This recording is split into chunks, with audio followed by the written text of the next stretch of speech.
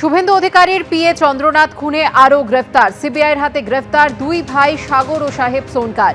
ধৃত সাগর সোনকার চন্দ্রনাথ রথের পূর্ব পরিচিত, এমনটাই সূত্রের খবর। রাজনৈতিক প্রতিহিংসাতেই চন্দ্রনাথ রথকে খুনের সুপারি। ধৃত সাগর সোনকারের সঙ্গে যোগাযোগ ছিল একটি দলের। চন্দ্রনাথ হত্যাকাণ্ডে দুজনকে গ্রেফতার করে দাবি করেছে সিবিআই, এমনটাই সূত্রের খবর।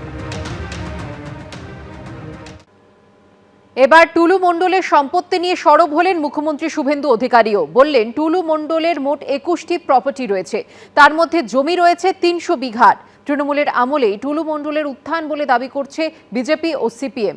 পাল্টা জবাব দিয়েছে কালীঘাট তৃণমূল। সব মিলিয়ে মোট 21টা প্রপার্টি, এই জায়গার পরিমাণ হচ্ছে 300 বিঘা।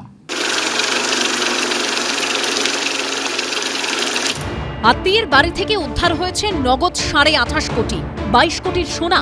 মোহাম্মদ বাজারের আলিশান বাড়ি, কয়েক একরের পার্কিং লট। তবে এ হলো বীরভূমের নাজিবউদ্দিন মণ্ডল ওরফে টুলুর সেই সম্পত্তি যা চোখে দেখা যাচ্ছে। প্রশ্ন উঠছে, আরও কত সম্পত্তি রয়েছে যা এখনো সামনে আসেনি? সামান্য পাথর শ্রমিক থেকে স্টোন জায়ান্ট হয়ে ওঠা মোহাম্মদ নাজিবউদ্দিন ওরফে টুলু মণ্ডলের সম্পত্তি এখনো চর্চার কেন্দ্রবিন্দুতে। টুলু মণ্ডলের সম্পত্তির যে পরিসংখ্যান মুখ্যমন্ত্রী দিয়েছেন তা চোখ কপালে তোলার মতো। তিনি জানিয়েছেন, সব মিলিয়ে টুলু মণ্ডলের 21টি সম্পত্তি। জমি জায়গার পরিমাণ 300 বিঘা, 7টা বড় বাড়ি, ফার্ম হাউস, 243টা গাড়ি, 2টো পেট্রোল পাম্প রয়েছে। এছাড়াও একটা ইট ভাটা, একটা পার্কিং লট, 3টে পাথর খাদান, 2টো ক্রাশার রয়েছে। উনার যতগুলো অ্যাকাউন্ট এখনো অবধি পেয়েছি, বিভিন্ন অ্যাকাউন্টে 93 কোটি টাকা। সেই 93 কোটি টাকা আমরা টুলু মণ্ডলের অ্যাকাউন্টসগুলোকে আমরা ফ্রিজ করেছি। এর বাইরেও ক্যাশ রিকভারি করা হয়েছে 53 লক্ষ টাকা। আর আমাদের gold ornament 268 gram, 400 silver 400 gram, platinum jewellery around 23 gram, 3 cash counting machine পাওয়া গেছে, 1 computer, 2 pen drives, 1 CPU and several documents like road challan, DCR, money receipt, checkbook. টুলু মণ্ডলের এই সাম্রাজ্য তৈরি হওয়ার পিছনে আসলে জাদুকাঠি কি? এর জন্য বিগত তৃণমূল জামানাকেই নিশানা করছে বিজেপি ও সিপিএম। পাহাড়ি নদী থেকে বেআইনিভাবে বালি আর পাথর সরিয়ে নদীর গতিমুখ বদলে দিয়েছে। হাজার হাজার একর জমি জলের তলায় চলে গেছে। তৃণমূল যেখানে থাকবে সেখানে এরকম হবে। ওয়াকফ প্রপার্টি লুট, মানুষের পাট্টা কেড়ে নেওয়া, দেবোত্তর সম্পত্তি লুট, এ সমস্ত নিয়েই তৃণমূল। এটা কি শুধু কোনো একজন কি দুজন লুঠেরার কারবার, নাকি তার পিছনে প্রশ্রয়দাতারা একেবারে সিন্ডিকেটের মতন দুষ্কৃতী তৎকালীন তৃণমূলের বাহিনী, যারা এখন এদিক ওদিক কোথায় আছেন আমি জানি না। একজন খাদান শ্রমিকের একার পক্ষে এই জায়গায় পৌঁছানো যে অসম্ভব সেটা বলার অপেক্ষা রাখে না। এর সঙ্গে বিগত তৃণমূল সরকারের বিভিন্ন দপ্তরও জড়িয়েছিল বলে সরব হয়েছেন মুখ্যমন্ত্রী শুভেন্দু অধিকারী। মিনিমাম তো 5-7 বছর ধরে হয়েছে, এবং যারা সরকারে ছিলেন এতে রেজিস্ট্রি অফিস ইনভলভ আছে, এতে মোটর ভেহিকেলস ইনভলভ আছে, এতে লোকাল পুলিশ ইনভলভ আছে, এতে লোকাল পঞ্চায়েত ইনভলভ আছে, এই ল্যান্ড ডিপার্টমেন্ট ইনভলভ আছে। এটা হাইয়েস্ট লেভেল থেকে ডাইরেকশন না গেলে যে mister Mondal is our man, ওর দিকে তাকাবে না, তাই সবাই চোখ বন্ধ করে রেখেছিল।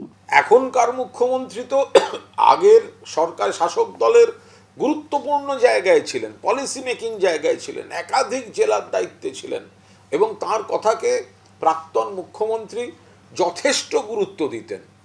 তো ফলে শুধুমাত্র কাদাটা ছোঁড়া, এই হয়েছে, আগে এই হয়েছে, সেক্ষেত্রে তো কিছু প্রশ্ন তোলার অবকাশ থেকে যায়। তাহলে কি টুলু মণ্ডলের আরো অনেক সম্পত্তি নজরের আড়ালে থেকে গেছে? সেগুলো সামনে আসবে কবে? উজ্জ্বল মুখোপাধ্যায়, আশাবুল হোসেন ও বিজেন্দ্র সিংহর রিপোর্ট, এবিপি আনন্দ। টুলু মণ্ডলের দুর্নীতির কারবার নিয়ে সরাসরি মমতা বন্দ্যোপাধ্যায়কে নিশানা করলেন মুখ্যমন্ত্রী শুভেন্দু অধিকারী। শুক্রবার তিনি বলেন, প্রাক্তন মুখ্যমন্ত্রী মমতা বন্দ্যোপাধ্যায় সাপোর্ট ছাড়া এটা হতে পারে না। পাল্টা জবাব দিয়েছে কালীঘাট তৃণমূল। সরকারের সাপোর্ট ছাড়া হতে পারে না। প্রাক্তন মুখ্যমন্ত্রী মমতা বন্দ্যোপাধ্যায়ের সাপোর্ট ছাড়া এটা হতে পারে না। বীরভূমের অঘোষিত পাথর সম্রাট ছিলেন তিনি। সেই মোহাম্মদ নাজিবউদ্দিন মণ্ডল ওরফে টুলু মণ্ডলের সম্পত্তির খতিয়ান চমকে দিয়েছে রাজ্যবাসীকে। প্রাসাদোপম বাড়ি, দামি গাড়ি, কেজি কেজি সোনা ও রূপো উদ্ধার হয়েছে। কিন্তু যে প্রশ্নটা বারবার উঠছে তা হলো, কাদের মদতে নাজিবউদ্দিন মণ্ডল ওরফে টুলু মণ্ডলের এই রমনামা হয়েছিল? নাজিবউদ্দিন মণ্ডল ওরফে টুলুর মাথায় কাদের হাত ছিল?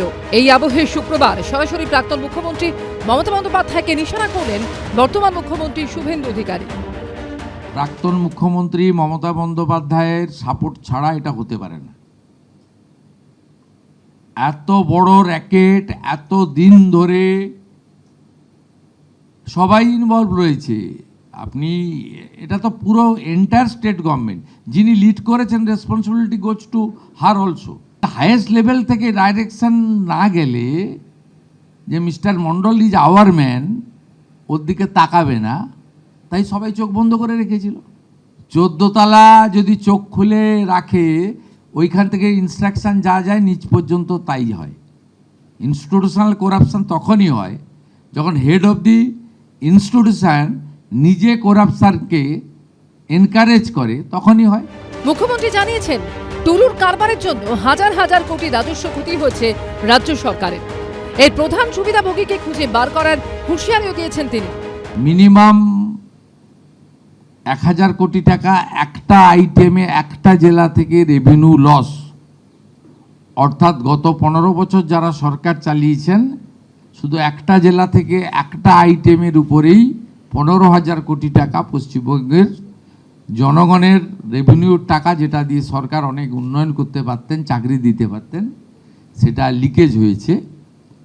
তাই মূল যে লাভার্থী, মেন যে বেনিফিশিয়ারি, তাকেও আমরা খুঁজে বের করার জন্য যা যা করার, যতদূর যাওয়ার আমরা যাব। একজনের কথা বলছেন কেন? এই যে মে মাসে নির্বাচনের পরে যে ফলাফল ঘোষণার পরে আমরা তো প্রায় প্রত্যেক সপ্তাহে কিছু না কিছু দেখতে পাচ্ছি। বিধাননগরের প্রাক্তন চেয়ারম্যানের কাছে 60 কিলো বোধহয় সোনা বেরিয়েছে। রাজ্যের অন্যান্য জায়গাকার মন্ত্রীদের কাছ থেকে যা পাওয়া যাচ্ছে, এগুলো তো একটা প্যারালাল ইকোনমি চালাবার মতন ব্যবস্থা।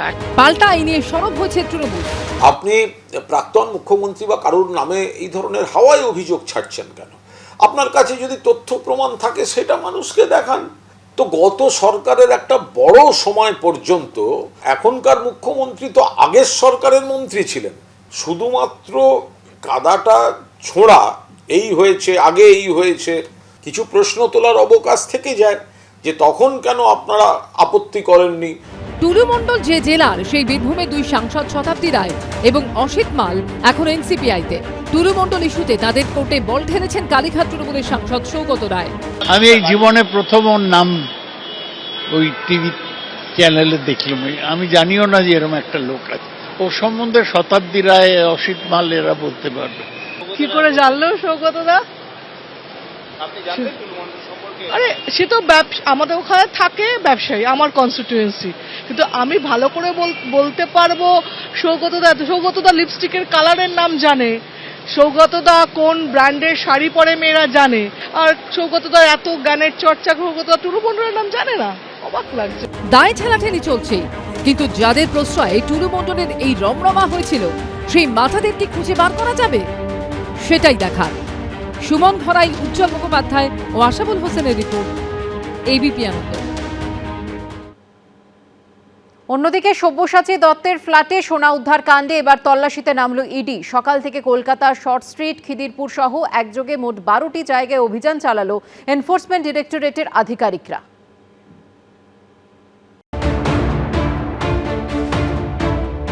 তোলাবাজির অভিযোগে ধৃত বিধাননগর পুরসভার প্রাক্তন চেয়ারম্যান সব্যসাচী দত্ত এবার ইডির স্ক্যানারে। তার ফ্ল্যাটে সোনা উদ্ধার কাণ্ড নিয়ে অভিযানে নামল এই কেন্দ্রীয় এজেন্সি। শুক্রবার সকালে কলকাতার শর্ট স্ট্রিট, খিদিরপুর, 10 নম্বর গণেশচন্দ্র অ্যাভিনিউ, সল্টলেকের সিএফ ব্লক সহ 12 জায়গায় তল্লাশি চালালো তারা। একটি চার্টার্ড অ্যাকাউন্টেন্টের অফিস 10 নম্বর সেন্ট্রাল এভিনিউর এই যে বিল্ডিং, সেই বিল্ডিংয়ের 5th ফ্লোরে। এখান থেকে সেই অফিস এর নিচের ফ্লোরে শিফট করে যায়। তাই এখানে বেশ কিছুক্ষণ অভিযান চালানোর পরে তারা যখন এখান থেকে বিশেষ কিছু পাননি, তখন তারা সেখান থেকে কিন্তু নিচের ফ্লোর অর্থাৎ 4th ফ্লোরে তারা চলে যান। এবং যেটা আমরা জানতে পারছি যে সব্যসাচী দত্তের এই যে সোনা কেনার ক্ষেত্রে যে টাকা ব্যবহার করা হয়েছে তাতে দুর্নীতির কোনো যোগসূত্র রয়েছে কিনা, এই সংস্থার অফিস অত্যন্ত গুরুত্বপূর্ণ এই তদন্তের ক্ষেত্রে। যে কবে কি ধরনের হিসেব নিকেশ করা হয়েছিল, কোথায় কোথায় টাকা ইনভেস্ট করা হয়েছিল এই সংস্থার মাধ্যমে।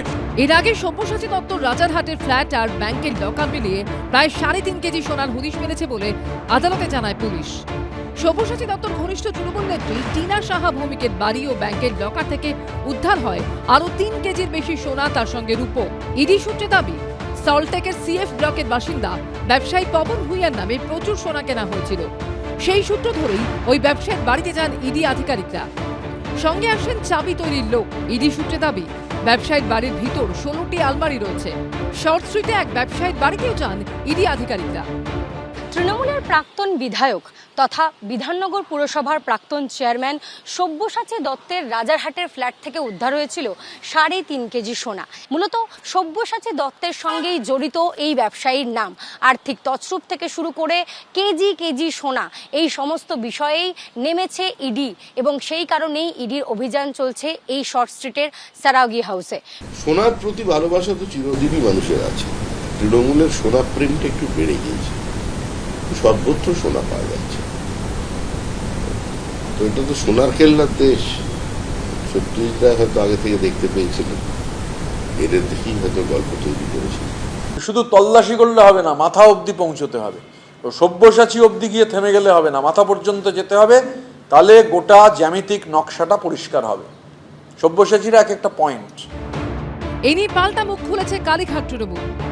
ইডিকে দেখতে হবে তারা প্রকৃতই তদন্ত করতে গেছিলেন নাকি একটি ন্যারেটিভ তৈরি করার জন্য, যে এটা অমুককে টার্গেট যখন বিজেপি করে নেয়। আমি ইডিকে কোনো দোষ দিচ্ছি না, ইডির অফিসাররা যথেষ্ট দক্ষ যোগ্য অফিসার আছেন, কিন্তু রাজনৈতিকভাবে ব্যবহার হয়ে যায়। তো এই তল্লাশিটা হলো, এটা একটা বড় খবর, কিন্তু তল্লাশি করে কি পাওয়া গেল, তো সেগুলো তো একটু জানা দরকার। গ্রেফতারির পরও সব্যসাচী দত্তর বিরুদ্ধে একের পর এক অভিযোগ সামনে এসেছে। এবার সোনা উদ্ধারের ঘটনাতেও চাপে তিনি। সুকান্ত মুখোপাধ্যায়, ঐশী মুখোপাধ্যায় ও রঞ্জিত সাউয়ের রিপোর্ট, এবিপি আনন্দ। নার্সিংহোমের ইউএসজি মেশিন সেবাশ্রয় ব্যবহারের অভিযোগ ঘিরে বিতর্ক। ওই নার্সিংহোমের লাইসেন্স বাতিল করলেন দক্ষিণ 24 পরগনা জেলার মুখ্য স্বাস্থ্য আধিকারিক। অন্যদিকে সেবাশ্রয় শিবিরের ওষুধ কেলেঙ্কারি তদন্তে নামল রাজ্য ড্রাগ কন্ট্রোল। পৈলান, ইকোক্রিক রিসর্ট সহ বিভিন্ন মেডিকেল ক্যাম্পে অভিযান চালিয়ে বাজেয়াপ্ত করা হলো ব্যবহৃত ওষুধ ও স্যালাইনের নমুনা। অনিয়ম থেকে দুর্নীতি, সেবাশ্রয় নিয়ে অভিযোগের ছড়াছড়ি। অভিষেক বন্দ্যোপাধ্যায়ের উদ্যোগে আয়োজিত সেবাশ্রয়ের বিরুদ্ধে এবার উঠল বেআইনিভাবে বিভিন্ন নার্সিংহোম ও হাসপাতালে চিকিৎসা সরঞ্জাম ব্যবহারের অভিযোগ, যার জেরে বাতিল হয়ে গেল দক্ষিণ 24 পরগনার নোদাখালীর একটি নার্সিংহোম ও ডায়াগনস্টিক সেন্টারের লাইসেন্স ও রেজিস্ট্রেশন। জীবন আরোগ্য নামে এই নার্সিংহোমের বিরুদ্ধে অভিযোগ, তারা নিয়ম ভেঙে নিজেদের ইউএসজি মেশিন পাঠিয়েছিল সেবাশ্রয় ক্যাম্পে। পিসিপিএনডিটি আইন অনুযায়ী এই ধরনের আল্ট্রাসাউন্ড মেশিন সেটা যে ঠিকানায় বসানো হয়, অর্থাৎ ইনস্টল করা হয়, অর্থাৎ যে হাসপাতাল বা নার্সিংহোম বা ক্লিনিকে ইনস্টল করা হয় সেই ঠিকানাতেই, সেই জায়গাতেই এই মেশিনটি ব্যবহার করতে হবে, এমনটাই আইন বলছে। চাইলেই এই মেশিন অন্য কোথাও অনুমতি ছাড়া, কম্পিটেন্ট অথরিটির কাছ থেকে অনুমতি ছাড়া এটা করা যায় না। সেবাশ্রয়ের যখন 1 এবং 2 সেবাশ্রয়ের 2 পর্যায়ে হয়, তখন অভিযোগ উঠেছিল যে এই ইউএসজি মেশিন বিভিন্ন নার্সিংহোম থেকে নিয়ে গিয়ে তা ইনস্টল করা হয়েছিল সেবাশ্রয় ক্যাম্পে, যেখানে আল্ট্রাসোনোগ্রাফি হতো। সরকারি ওষুধের অপব্যবহার করা হয়েছে, সরকারি মেশিনকে বেনিয়মে সেখানে নিয়ে যাওয়া হয়েছে, আল্ট্রাসোনোগ্রাফি মেশিনের পাচার করেছে সরকারি হাসপাতাল থেকে, সেখানে সরকারি হাসপাতালে পরিষেবা ব্যাহত হয়েছে। এটা ধারাবাহিক দুর্নীতির আরেকটি পালক মাত্র। বিভিন্ন জনপ্রতিনিধি তারা তাদের এলাকায় নানা সামাজিক কাজ করেন, ডায়মন্ড হারবারের সাংসদও করেছেন। তখন তো কোনো সবাই তো সেখানেই তো ভিড়ের ছবি দেখতাম, সেখানে মানুষ ধন্য ধন্য করতেন। এখন হঠাৎ অভিযোগ উঠছে, বিভিন্ন শোনা যাচ্ছে। তো আমি কোনোদিন আমাকে কেউ যেতেও বলেনি, আমিও কোনোদিন যাইনি, আমি এই নিয়ে খুব একটা কিছু বলতেও পারবো না। সপ্তাহখানেক আগে এই বিষয় নিয়ে কড়া হুঁশিয়ারি শোনা যায় মুখ্যমন্ত্রীর মুখে। এরপরেই তদন্তে নামে দক্ষিণ চব্বিশ পরগনার জেলা স্বাস্থ্য দপ্তর। স্বাস্থ্য দপ্তর সূত্রে খবর, গত 23শে জুলাই জীবন আরোগ্য নামে এই নার্সিংহোম পরিদর্শনের সময় সেখানে কোনো ইউএসজি মেশিন পাওয়া যায়নি। যে ক্লিনিকের নামে লাইসেন্স রয়েছে, যেখানে এই ইউএসজি মেশিন থাকার কথা, সেখান থেকে অন্য জায়গায় গেল কি করে এই মেশিন, তার সঠিক ব্যাখ্যা নার্সিংহোম বা ক্লিনিক কর্তৃপক্ষ দিতে পারেননি। পিসিপিএনডিটি অ্যাক্টের 18 নম্বর ধারা লঙ্ঘন হয়েছে বলে বলা হচ্ছে। 3, 4 এবং 5 ধারা পিসিপিএনডিটি অ্যাক্টে যেখানে বলা হয়েছে যে মিসইউজ এবং প্রিন্যাটাল ডায়াগনোসিস করা যাবে না, অর্থাৎ ভ্রূণের লিঙ্গ নির্ধারণ সংক্রান্ত অপরাধে এই ধারা লাগু হয়েছে। রুল 9 সেটা লাগু হয়েছে। পিসিপিএনডিটি অ্যাক্টের 13 এবং 18 নম্বর ধারাও লাগু করা হয়েছে, যেখানে রেজিস্ট্রেশন বাতিলের প্রভিশন রয়েছে। পরে সেই মেশিন বিষ্ণুপুর এসডিপিওর অভিযানে বাজেয়াপ্ত হয়। আমাদের সেবাশ্রয় ক্যাম্পে কিছু জোরপূর্বক কিছু জিনিসপত্র আমাদের নার্সিংহোম থেকে নেওয়া হয়েছিল, যেমন আমার নার্সিংহোম থেকে ইউএসজি মেশিন নেওয়া হয়েছিল। সেই সময়কার সরকারের জোরপূর্বক চেষ্টার জন্য আমাদের সেই মেশিনটা দিতে হয়। কখনো মাটি খুঁড়ে মিলেছে সেবাশ্রয়ের কাঁড়ি কাঁড়ি ওষুধ, কখনো ওই মেডিকেল ক্যাম্পের বিরুদ্ধে উঠেছে মেয়াদ উত্তীর্ণ ওষুধ ব্যবহারের অভিযোগ। আমরা এক্সপায়ারি সমস্ত ওষুধ সিজ করেছি। আপনারা নিশ্চিন্ত থাকুন, এত বড় জঘন্য অপরাধ এই পশ্চিমবঙ্গে এই মেডিকেল ক্যাম্প নিয়ে ভাইপো করেছে, তার সাকরেতরা করেছে, তাদের একজনকেও ছাড়ার কোনো সিন নেই। মুখ্যমন্ত্রীর হুঁশিয়ারির এক সপ্তাহের মাথায় সেবাশ্রয় মেডিকেল ক্যাম্পে দেওয়া ওষুধ ও স্যালাইনের নমুনা পরীক্ষার পথে হাঁটল রাজ্য ড্রাগ কন্ট্রোল। সেবাশ্রয় একটা ভয়ঙ্কর বড় রকমের দুর্নীতি, এবং এই দুর্নীতির সঙ্গে আমি ব্যক্তিগতভাবে মনে করি, ওখানকার মানুষের সঙ্গেও কথা বলে মনে হয়েছে, যেটার সঙ্গে একটা মানি লন্ডারিংয়ের বিষয় রয়েছে। কম্পিটেন্ট অথরিটিকে তদন্ত করতে হবে। এই যে ধরুন কোটি কোটি টাকার শোনা যাচ্ছে বিদেশি ওষুধ, এক্সপায়ারি ডেট পেরিয়ে গেছে, গুণগত মান নিয়ে প্রশ্ন রয়েছে। যারা ডাক্তার নন, ডাক্তারি পাশ করেননি, তাদের মানে অ্যাট গান পয়েন্ট হচ্ছে ফোর্স করা হয়েছে। তো স্বাভাবিকভাবে এটা একটা খুব বড় নেক্সাস, মানে তদন্তকারী সংস্থাকে এনশিওর করতে হবে যাতে কেউ যাতে স্পেয়ার্ড না হয়। পৈলান ইকো ক্রিক রিসর্ট সহ দক্ষিণ চব্বিশ পরগনার বিভিন্ন মেডিকেল ক্যাম্পে অভিযান চালিয়ে সেখানে ব্যবহৃত ওষুধ ও স্যালাইনের নমুনা বাজেয়াপ্ত করা হয়। সন্দীপ সরকার, গৌতম মণ্ডল, অভিযান চক্রবর্তীর রিপোর্ট, এবিপি আনন্দ। এনসিপিআইতে মিশে যাওয়া মুর্শিদাবাদের 3 সাংসদের ঘর ওয়াপসি নিয়ে জল্পনা উস্কে দিয়েছেন সৌগত রায়। এই পরিস্থিতিতে অমিত শাহ, জেপি নাড্ডাদের সঙ্গে সৌগত রায়ের ছবি সামনে রেখে পাল্টা সরব হয়েছে এনসিপিআই। এরই মধ্যে শুক্রবার প্রধানমন্ত্রীর সঙ্গে দেখা করেন শতাব্দী রায়। অন্যদিকে অমিত শাহের সঙ্গে দেখা করেন জুন মালিয়া। তৃণমূল ভেঙে 20 জন সাংসদ মিশে গেছেন এনসিপিআইতে। এবার কি সেই এনসিপিআই থেকে কেউ কালীঘাট তৃণমূলে ফিরতে পারেন, নাকি কালীঘাট তৃণমূলে আরও ভাঙন অপেক্ষা করছে? দুই শিবিরের চাপানুতরে জোরালো হচ্ছে সেই প্রশ্ন। মঙ্গলবার সংসদে থেকেও এনডিএর বৈঠকে ছিলেন না এনসিপিআই এর মুর্শিদাবাদের 3 সাংসদ আবু তাহের, খলিলুর রহমান এবং ইউসুফ পাঠান। বৃহস্পতিবার সংসদ চত্বরে কালীঘাট তৃণমূলের সাংসদ সৌগত রায়ের সঙ্গে দেখা যায় এনসিপিআই এর আবু তাহের ও খলিলুর রহমানকে। এরপরই জল্পনা শুরু হয়, ফের কি কালীঘাট শিবিরে ফিরতে পারেন তারা? না, ওরা বলেছিলেন এরকম, আমায় বলেছিলেন যে ওরা খুব আনহ্যাপি এনডিএতে যাওয়ার ব্যাপারে। তারপর আমি বললাম যদি আপনারা আসতে চান তাহলে আমি দলের সাথে কথা বলবো। বিজেপির তরফ থেকে খুব চাপ হচ্ছে, সুতরাং আমি জানি না ওরা সিদ্ধান্ত নিতে পারবেন কিনা। এরা যে গিয়েছিলেন চাপেও গিয়েছিলেন, এখন যাতে না যান তার জন্য চাপ দিচ্ছে বিজেপি। সৌগত রায় যখন কথা বলছেন তখন অমিত শাহ, জেপি নাড্ডাদের সঙ্গে তার ছবি সামনে এনে পাল্টা সরব হয়েছে এনসিপিআই। ইতিমধ্যে দেখা গেছে গোপন বৈঠকে অত্যন্ত বর্ষিয়ান নেতা সৌগত রায় এবং প্রাক্তন মন্ত্রীও ছিলেন শত্রুঘ্ন সিনহা, তারা বসে জেপি নাড্ডা সাহেবজির সঙ্গে বসে তারা নৈশভোজ খাচ্ছেন, এবং যতদূর আমরা খবর পেলাম সেখানে যে তারা আবার ওনার সঙ্গে আলোচনা করছেন কি করে ওনারা বিজেপিতে যেতে পারেন। তৃণমূল, এনসিপি এদের নিয়ে কারোর খুব একটা চিন্তা নেই। এনসিপি এনডিএতে শরিক হয়েছে, কিন্তু কারোর পরিবারে কি বিবাদ সেটা তো আমাদের দেখার দায়িত্ব নেই, সেটা তাদের ব্যাপার। আমরা কাউকে ধরে নিয়ে আসিনি। এর মধ্যে শুক্রবার প্রধানমন্ত্রীর সঙ্গে দেখা করলেন তৃণমূলের বিদ্রোহী এবং এনসিপিআই এর সাংসদ শতাব্দী রায়। আমি অ্যাকচুয়ালি আমাদের অবস্থান নিয়ে কথা বললাম, আমাদের কে কি বলছে, কে কি চাইছে সেটা নিয়ে কথা বললাম, এবং আমার কনস্টিটিউয়েন্সির কিছু কথা ছিল। এসব নিয়ে এখনো কোনো কথা হয়নি, ভাবনা সময় বলবে।